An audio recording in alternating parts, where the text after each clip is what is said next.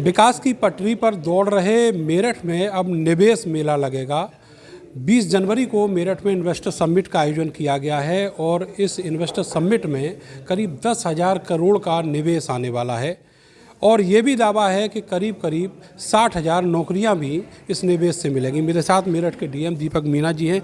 Sir, किस तरह की उम्मीदें हैं इस इन्वेस्टर समिट को लेकर?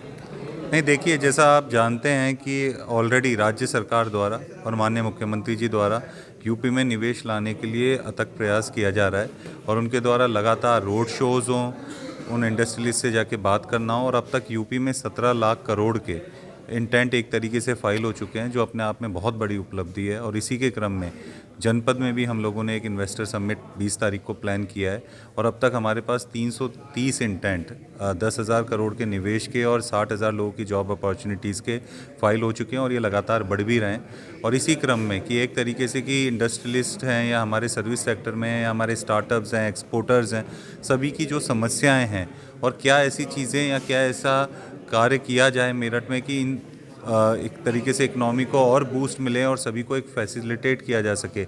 इसी के क्रम में इन्वेस्टर समिट रखा गया है। इस दिन जिन्होंने इंटेंट फाइल किया उनके साथ एमओयू साइन होगा। जिन लोगों ने अच्छा अचीव किया है और एक तरीके से मेरठ में कंट्रीब्यूट किया है एज अ स्टार्टअप और इनोवेटिव है, उन लोगों को भी एक तरीके से हम लोग रिकॉग्नाइज़ करेंगे। हम काफ़ी माननीय मंत्री जी से भी और माननीय जो भी सपोर्टिव डिपार्टमेंट्स हैं उनके मंत्री और ऑफिसर्स भी, उनसे भी हम लोग रिक्वेस्ट कर रहे हैं कि जिनको भी अगर समय मिल पाए तो उस दिन आकर यहाँ के जो हमारे इंडस्ट्रीज से जुड़े हुए लोग हैं उनको जो भी उनके डाउट्स हैं उसको क्लैरिफाई करें। और बाकी इसी क्रम में हम लोगों ने चाहे वेबसाइट हो, लोगो हो, रजिस्ट्रेशन की साइट हो, सभी चीज़ लॉन्च कर दी हैं।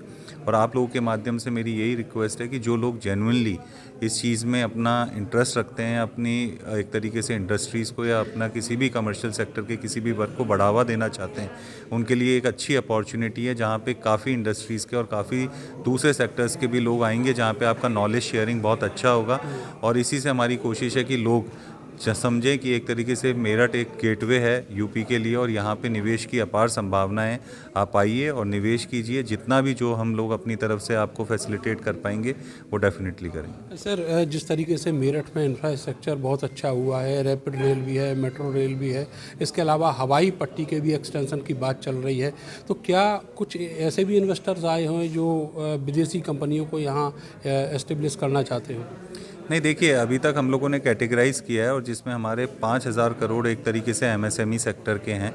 और ये भी एक तरीके से अत्यंत खुशी की बात है कि नोएडा और गाज़िया के बाद सबसे ज़्यादा इन्वेस्टमेंट एमएसएमई सेक्टर में इंटेंट हमारे मेरठ जनपद में ही फाइल हुए हैं। इसमें कई टाइप की कंपनीज़ हैं जिन्होंने बाहर से भी टाइप किया गया है, लोकल भी हैं और आउटसाइड हमारे यूपी की भी कंपनीज़ हैं। उसकी जो डिटेल्स हैं हम लोग आपको शेयर भी कर लेंगे, तो आप उस डिटेल्स को भी रख सकते हैं कि किस कंपनी ने कितना फाइल किया है। पर यह है कि एक अपॉर्चुनिटी है और कोशिश यही है कि जो लोग ये एमओयू साइन करें तो with in a year of 1 year और 2 ईयर ये सब धरातल पे हमें दिखने भी लगे और लोग इसका लाभ उठाने लगे। और जैसा आपने कहा है कि डीएफसीसीएल हो, चाहे आरआरटीएस हो, चाहे गंगा एक्सप्रेसवे हो, चाहे हर चीज़ मेरठ में इतना इंफ्रास्ट्रक्चर के मामले में इतना रैपिड डेवलपमेंट आया है कि मुझे लगता है कि उसकी वजह से इंडस्ट्रियलिस्ट और जो भी उसमें जुड़ना चाहते हैं उन लोगों के लिए यहाँ पे अपार संभावनाएं। तो जो गवर्नमेंट के द्वारा एक तरीके से बहुत ही बड़ा इंफ्रास्ट्रक्चर यहाँ क्रिएट किया गया है वो आपके लिए काफ़ी लाभदायक रहेगा। बहुत बहुत शुक्रिया आपका। कैमरा से सानू के साथ मैं नरेंद्र, भारत समाचार, मेरठ।